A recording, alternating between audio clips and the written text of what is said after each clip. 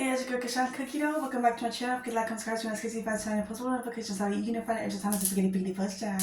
Yeah, that is my fucking last and really doesn't want a story. So I'm sitting here thinking about like, okay, I still have some time, I still have some space left. What do I want to talk about?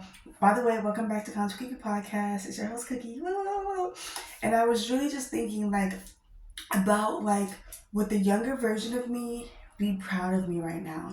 And I really do think that she would be. So like, I've been through a lot of drama and trauma in my life, and I, with everything going on, I've really been standing up for myself and holding people accountable for different things that have hurt my feelings, and speaking my truth regardless of how I feel like, the outside world consumes it. I'm just like, this is what happened. I'm just gonna keep talking. I'm just gonna keep going and keep talking and just keep doing the thing, right?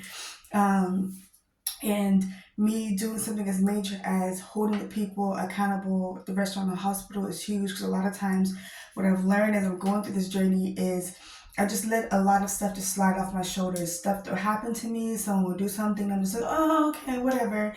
And I never say anything. I just like hold it all in. And, that I always talk about portals being open.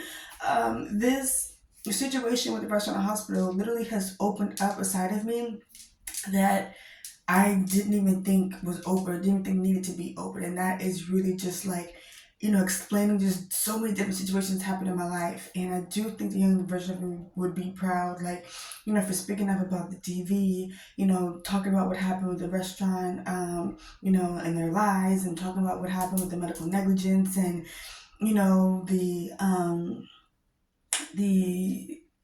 SA. And it's like even going as far as like, even though I don't talk to my mom, she had a really bad situation in a hospital where during my younger sister, my mom had a C-section with her. They sewed her up. They left they cleaned everything up. There was a sponge. They left a sponge inside of her and then had to open her back up, get the sponge out, and then sew her back up. And my mom thought about taking action, and the only person who had the medical records for that, there's only a physical copy. They went somewhere, and it just coincidentally happened that like that one file was gone and missing, and that was the only proof that she had to hold these people accountable. So again, it's like, even though I'm not talking to her, I do know that there is an issue when it comes to people who are brown skinned and women, when it comes to the medical field. That's very hurtful and harmful, because I do know that caused her a lot of trauma, and going through my own was a lot of trauma while I was in there experiencing how they talked to another Black woman. It was a lot of trauma, and I'm proud of myself for doing something that's so hard and so very scary. It's like I'm going up against one of the biggest hospitals in the world. In the world. And at the beginning, I went at it with so much confidence. And then all this different stuff happened and like chipped away at my confidence a little bit. And now as I'm sitting here, I'm remembering why I even started. Why I even started sharing my story, even though I'm going back and explaining all these different things that happened in my life. It started because they took advantage of me. I felt like they tried to take me out, and they did not care about the pain that I was feeling. They did not care about the pain that they caused me, and the fact that they multiple times gave me an ingredient that I let them know I was allergic to.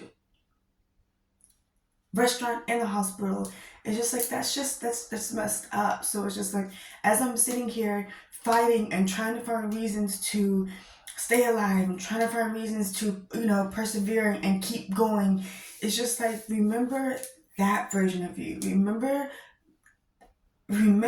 the girl that was in the hospital, not able to move the left side of her body, and when you pressed the call button, nobody answered. Nobody cared. When you told them your body was in pain, they came through and intentionally put pressure on that side. You have to keep going, and you have to do it for her. And I'm trying with everything in me to keep going, to make that version of me proud, to keep going, to get justice for myself and that version of me, and to try to stop this from happening to anybody else. It is painful, because a lot of times when we do things and we create platforms, to be yourself, shed light to tough issues, but you never think you'd be sharing a light on a tough issue where you literally were fighting for your life.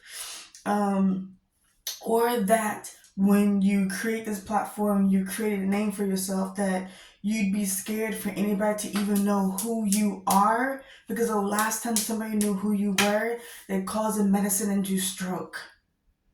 So now you're going out into the world and you're trying to figure out how to create aliases so that way no one knows who you are, but everything requires some type of ID. So regardless, at some point in time, someone knows who you are, and because you're going up against one of the biggest hospitals in the world and this restaurant that had, it's a chain restaurant, you're scared of people knowing who you are because you don't know the repercussions that come from that.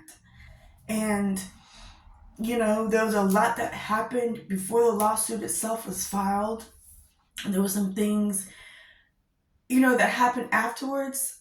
But I am going to do everything I can. And I'm thankful that I remember who I am so that way I can keep fighting and keep trying to get justice for myself, because I didn't deserve that. I didn't deserve to be lied to from the restaurant, the employees of the restaurant. I didn't deserve the medical negligence. I didn't deserve them not to feed me for 15 hours. I didn't deserve the stroke. I didn't deserve the, abuse. I did not deserve any of it. I didn't. And had I not had my camera, I would have no proof of what they did to me. And that's sad, because how many people have gone through that who don't have a platform and don't, have proof. So this is for me and this is for those people.